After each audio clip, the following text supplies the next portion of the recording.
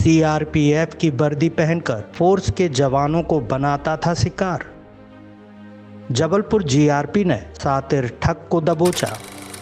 Rail यात्रियों खासकर force के जवानों को निशाना बनाकर मोबाइल और ऑनलाइन ठगी की वारदातों को अंजाम देने वाले एक शातिर ठग को जीआरपी जबलपुर ने गिरफ्तार कर लिया है। आरोपी खुद को सीआरपीएफ का जवान बताकर फोर्स के असली जवानों से दोस्ती करता था और फिर मोबाइल रिचार्ज के बहाने उनके खाते की जानकारी चुराकर बड़ी रकम हड़प लेता था। इस हाई प्रोफाइल गिरफ्तारी की शुरुआत 6 जून 2023 की उस वारदात से हुई जब एक नेवी के जवान साई कुमार से ट्रेन 11056 गोदान एक्सप्रेस में यात्रा के दौरान मोबाइल और 20,240 रुपए की ठगी की गई थी। इसके बाद 4 अक्टूबर 2023 को आर्मी जवान अजीत सिंह यादव से 49,000 रुपए और मोबाइल, वहीं 4 जुलाई 2024 को आईटीबीपी जवान श्रीराम मालाकर से 97,000 रुपए की ऑनलाइन ठगी की गई थी। सभी मामलों में तरीका एक जैसा ही था।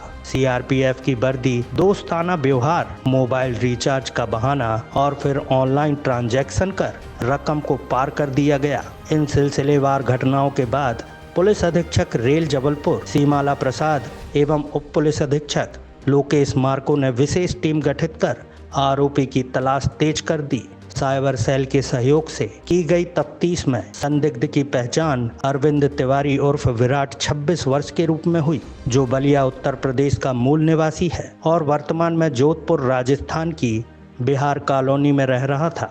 आरोपी को 8 अप्रैल 2025 को गिरफ्तार कर लिया गया। उसके पास से ठगी में प्रयुक्त मोबाइल, नकदी और सीआरपीएफ की वर्दी बरामद की गई है। पूछताछ में आरोपी ने कबूल किया है कि वह ट्रेनों में वर्दी पहनकर सफर करता था और फोर्स के जवानों से दोस्ती कर उनके मोबाइल से ओटीपी और पिन चुरा लेता था।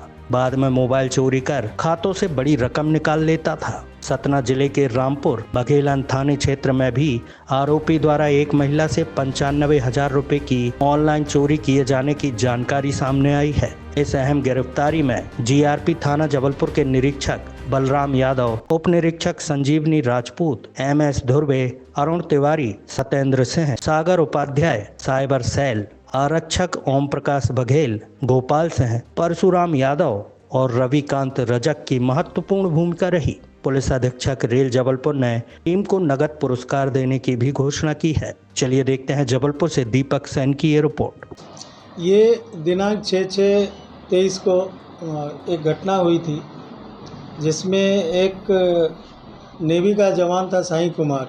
ये प्रयागराज से मुंबई के लिए जा रहे थे। उनके साथ कर्मचारी बताते हुए जो कि बर्खास्त कर दी है ऐसा बता के और उसके साथ सफ़र करने लगा था। लड़का रास्ते में उससे दोस्ती कर लिया और उनके मोबाइल लेकर मोबाइल चलाने लगा था। कुछ देर बाद उसने कहा कि आप मेरे मोबाइल को चार्ज कर दीजिए। तो ये चार्ज करने के लिए उसको 300 रुपये दिया। वो जब चार्ज किया तो चार्ज नहीं हो पाया। उसके चार्ज करते समय ये आरोपी ने उनका पिन कोड देख लिया था। फिर ये उनके साथ जबलपुर आते आते उनको ट्रेन में गोदान एक्सप्रेस में छोड़ के ये उतर गया किसी दूसरे डब्बे में जाके, और इसने 240 रुपये का कहीं खाना खाया, उसका पेट किया था। उनके मोबाइल से पिन कोड चूँकि देख लिया था और बाहर आके एटीएम में एक लड़के के खाते में इनने 20,000 रुपये ट्रांसफ़र किया था और ये बता के कि मेरा एटीएम नहीं है, गुम हो गया है। फिर उस लड़के ने इनको 20,000 रुपये एटीएम से निकाल के दे दिया था। ये घटना यहाँ जबलपुर थाने में इसकी कायमी हुई थी घटना की और इसकी विवेचना की जा रही थी। विवेचना के दौरान साइबर सेल से प्राप्त लोकेशन के आधार पर ये इसकी पतासाजी सिवान में भी जाके किया गया था, बिहार में। वहाँ भी इनने ठगी जैसा कुछ किसी का काम करते हुए प्रकरण से संबंधित कुछ चीज़ें उनको दिया था। बाद में इसका जब मोबाइल नंबर पता चला तो इसको जोधपुर में इसका लोकेशन मिला और जोधपुर से इसे प्रकरण में पूछताछ करने हेतु थाना जीआरपी जबलपुर लाया गया था। पूछताछ पर इसके द्वारा जबलपुर रेंज में और भी अपराध घटित करना बताया गया है, जो एक कटनी थाने का अपराध क्रमांक है 44/24 और एक सतना चौकी का मामला है जो जीआरपी थाना रीवा के अंतर्गत आती है। वहाँ भी इसने इसी टाइप का फ्रॉड किया था।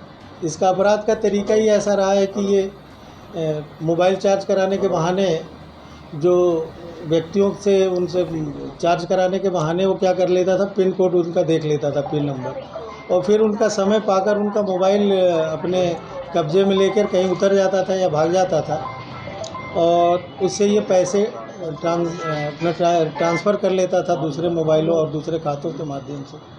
एक प्रकरण और भी इसने रामपुर बघेलान थाने का स्वीकार किया। इसमें इसने 95,000 की ठगी किया है और यहाँ जीआरपी द्वारा संबंधित थानों को सूचित कर दिया गया था। जो भी आकर, जो वहाँ के विवेचक आकर आरोपी से पूछताछ कर अपने अपने मामले में इसकी संलिप्तता शो करते हुए उसमें विवेचना कर रहे हैं। इस मामले को सही दिशा निर्देश हमारी पुलिस अधीक्षक सुश्री सिमाला प्रसाद जी के द्वारा आवश्यक दिशा निर्देश देकर कराया गया है। साइबर शाखा एवं प्रकरण के विवेचकों को आवश्यक दिशा निर्देश दिया गया है, जिसका पालन हमारे पुलिस उप अधीक्षक श्री लोकेश मार्के द्वारा समय समय पर उसका पालन कराया जा रहा था, दिए गए दिशा निर्देशों का। ये पुलिस अधीक्षक महोदय के सख्त आदेश निर्देश का परिणाम ही रहा कि जबलपुर रेंज के जीआरपी के 3 मामले जो आईटी एक्ट से संबंधित है, 420 से संबंधित है, एवं रामपुर बघेलान का भी एक मामला ट्रेस हुआ है। चैनल को सब्सक्राइब करें और बेल आइकॉन को जरूर दबाएं ताकि आपके क्षेत्र की हर खबर आप तक जरूर पहुंचे। उग्र न्यूज नेटवर्क, हर गलत का उग्र होगा विरोध।